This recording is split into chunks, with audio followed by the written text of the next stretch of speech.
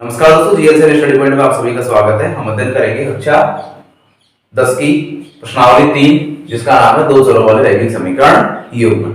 तो सबसे पहले हम बात करेंगे दो चरों वाले रैखिक समीकरण युग्म होते क्या है। ठीक है, तो सबसे पहले इसके बारे में मैं यहाँ दो समीकरण लिख रहा हूँ आपको।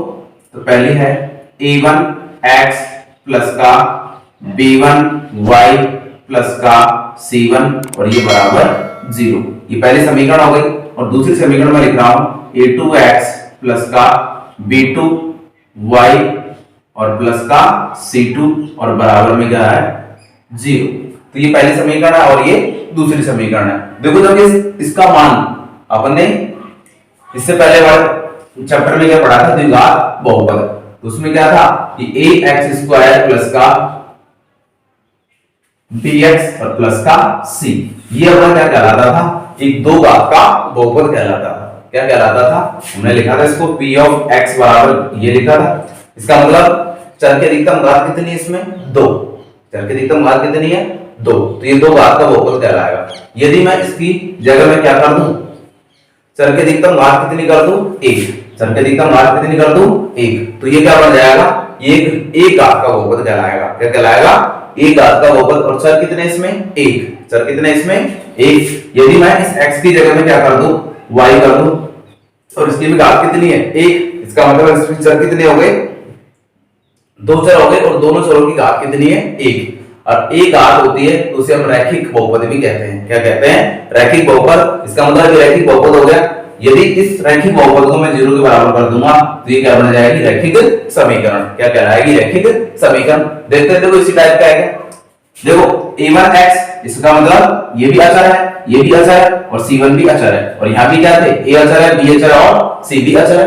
इसका मतलब चर इसमें कितने हैं x और y, और इसमें भी कितने x और y। तो ये रैखिक समीकरण हो जाएगी, ये एक दूसरी रैखिक समीकरण हो जाएगी।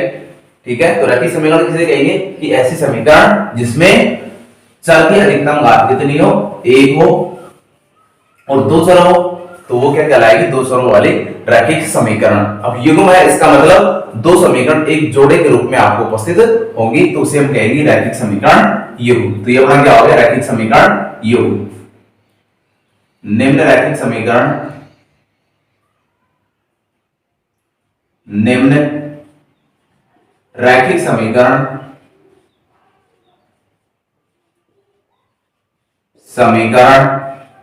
निम्न रैखिक समीकरण युग्म के लिए, युग्म के लिए कुछ परिणाम देखते हैं, जिसका उपयोग हम क्या करेंगे, प्रश्नावली के प्रश्नों को सॉल्व करने में करेंगे। ठीक है, तो मैं यहां पे कुछ क्या कर रहा हूं, सारणी बना रहा हूं। तो यहां पे लिख रहा हूं मैं रैखिक समीकरण युग्म, रैखिक समीकरण युग्म, रैखिक समीकरण युग्म। ठीक है, और यहां लिखूंगा ग्राफीय निरूपण या अनुपात।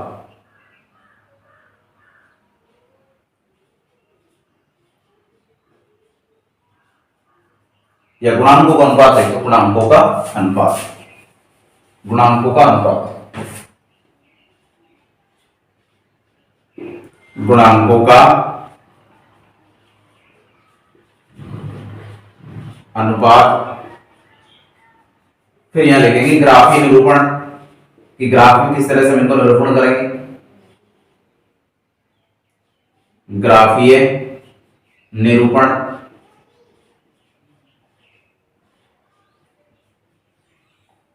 और ये यहां लिख देंगे इसका गणितीय निरूपण। गणितीय निरूपण मतलब इसका हल किस प्रकार होगा, गणितीय निरूपण, गणितीय निरूपण। ठीक है, तो अब हम देख लेते हैं। देखो रैखिक समीकरण युग्म, मैं पहली समीकरण ये ले रहा हूं, तो तीन कंडीशन बनेंगे इसमें।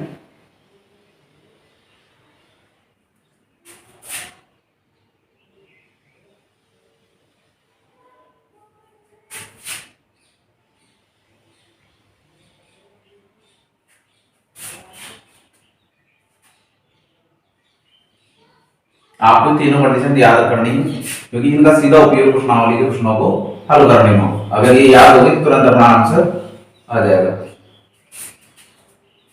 पहली कंडीशन ले रहा हूं मैं कि मैंने दोनों समीकरण ले ली कि a1 x प्लस का समीकरण में यही लूंगा b1 y प्लस का c1 बराबर 0 है, और दूसरे समीकरण में अपने क्या है a2 x प्लस का b2 y प्लस का c2 और बराबर 0 है। अब देखो गुणांक क्या होंगे इसमें, x का गुणांक क्या है a1 और यहाँ x का गुणांक कितना है दूसरे समीकरण में a2, तो क्या हो जाएगा a1 बटा a2 निकाल रहा हूं मैं, फिर यहाँ निकालूंगा b1 बटा b2, इसका मतलब y का गुणांक पहले समीकरण में और y का गुणांक दूसरे समीकरण में, और यहाँ निकालूंगा मैं जो अचर पद है अपना c1 बटा c2। यदि ये तीनों ही इन तीनों का अनुपात बराबर नहीं है, इसका मतलब ये आपस में बराबर नहीं है, तो ग्राफीय निरूपण क्या होगा, ग्राफीय निरूपण हो जाएगा कि रेखाएं प्रतिच्छेद करेंगी। ग्राफीय निरूपण क्या होगा कि जो दोनों रेखाएं होंगी अर्थात इस समीकरण की जो रेखा होगी और इस समीकरण की जो रेखाएं होंगी दोनों रेखाएं क्या होगी प्रतिच्छेद करेंगी, तो रेखाएं प्रतिच्छेदी होंगी, तो यहां पे लिख देंगे रेखाएं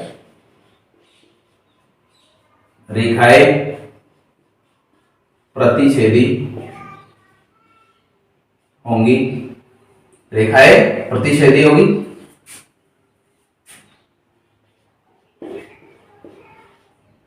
प्रतिच्छेदी का मतलब जैसे ये अपना ग्राफ है, ठीक है, और ये इस रेखा का ग्राफ हो गया और ये दूसरी रेखा ग्राफ हो गया, इसका मतलब ये दोनों रेखाएं किसी किसी बिंदु पर प्रतिच्छेद करेंगी, किसी न किसी बिंदु पर प्रतिच्छेद करेंगी, तो ये दोनों रेखाएं क्या कहलाएंगी फिर प्रतिच्छेदी रेखाएं, क्या कहलाएंगी प्रतिच्छेदी रेखाएं, ठीक है।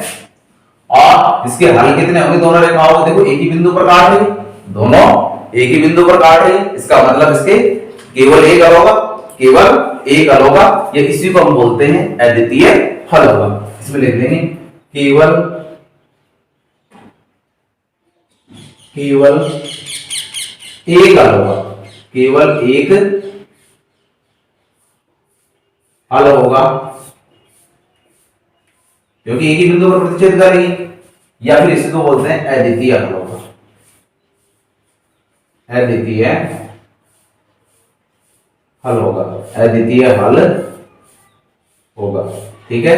दोनों में से कोई सा हो सकता है, या तो अद्वितीय को दे सकता है या फिर आपको केवल एक हल दे सकता है। तो ये तो हो गया यदि कोई भी दो समीकरण युग्म है उसमें गुणांक को अर्थात a1 बटा a2 बराबर नहीं है b1 बटा b2 बराबर नहीं है c1 बटा c2, तो दोनों रेखाएं क्या होंगी प्रतिच्छेदी होंगी और दोनों रेखाएं एक बिंदु पर काटेंगी, अर्थात दोनों रेखाएं का केवल एक ही हल होगा। अब दूसरी बात करते हैं, ये तो अपनी पहली कंडीशन हो गई इसकी, दूसरी कंडीशन इसी दोनों समीकरणों के लिए करते हैं, तो वापस लिखना चाहो इसको लिख लो दोनों समीकरण, a1x प्लस का b1y प्लस का c1 बराबर 0, और दूसरी है a2x प्लस का b2y प्लस का c2 बराबर 0, ठीक है। अगर ये दोनों कंडीशन क्या होगी वही अनुपात निकालेंगे a1 बटा a2 और यहां हो जाएगा b1 बटा b2 और इधर है c1 बटा c2, c1 बटा c2। अब देखो ये दोनों तो बराबर हो जाए, अर्थात a1 बटा a2 किसके बराबर हो जाए b1 बटा b2 के, लेकिन b1 बटा b2 किसके बराबर नहीं है c1 बटा c2 के, c1 बटा c2 के, c1 बटा c2 के, तो रेखाएं क्या हो जाएंगी समांतर होगी, रेखाएं क्या होगी समांतर होगी, तो यहां पे लिख देंगे रेखाएं क्या हो जाएंगी, रेखाएं समांतर होगी, रेखाएं समांतर होगी। अब एक चीज देखो, जब दो रेखाएं समांतर है, जैसे मान लीजिए एक रेखा ये और एक रेखा ये है, ठीक है, तो समांतर रेखा है, अभी समांतर रेखा आगे तक पढ़ाओगे आप तब भी प्रतिच्छेद नहीं करेंगे, इसका मतलब इसका कोई भी हल नहीं होगा, हल का निकलेगा तो दोनों रेखा एक दूसरे को प्रतिच्छेद करेगी या फिर काटेगी, इसमें हो जाएगा कोई भी हल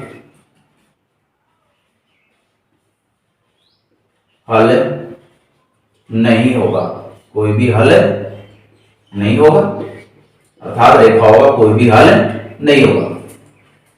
अब देखो ये तो दो कंडीशन हो गई। अब तीसरी कंडीशन में क्या होगा, यहाँ पे देखो याद कैसे रखोगे, यहाँ पे तीनों का अनुपात बराबर नहीं था, यहाँ पे स्टार्टिंग के दो बराबर थे और तीसरे अर्थात दूसरा और तीसरा बराबर नहीं था। अब क्या हो जाएंगे कि तीनों ही बराबर हो जाए तो क्या होगा, देखते हैं इसको।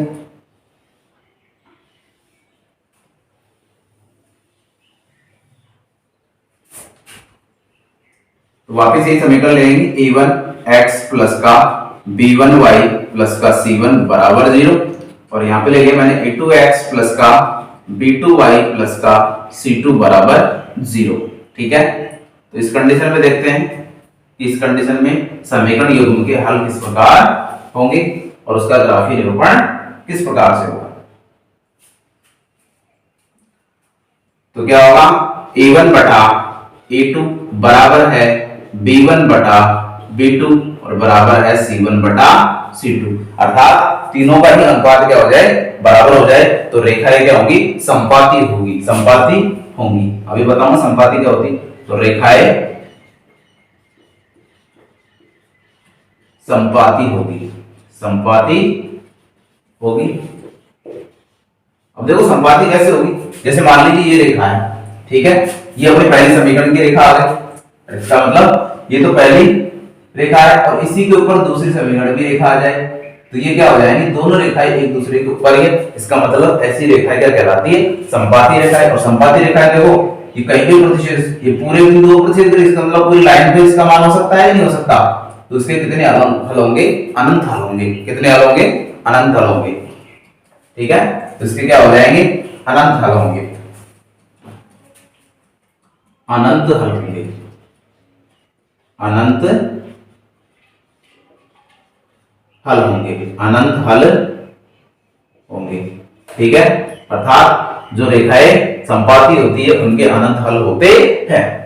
तो ये तीनों कंडीशन आपको याद रखनी है। कोई भी आपको दो समीकरण देगा उसमें हम क्या करेंगे, गुणांकों का अनुपात देखेंगे।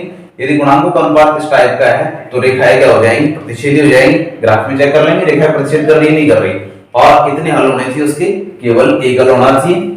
यदि आपको दो समीकरण इस टाइप की दे रखी है और उनका अनुपात इस तरह का है तो रेखाएं समांतर होगी और कोई भी हल नहीं होगा, क्योंकि वो रेखाएं एक दूसरे को कभी प्रतिच्छेद नहीं करेगी, तो कोई भी हल नहीं होगा।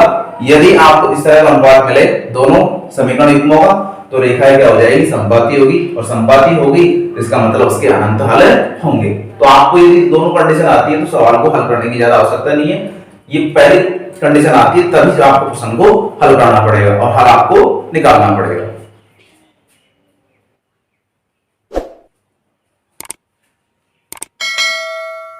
तो ये अपना इसका बेसिक परिचय है।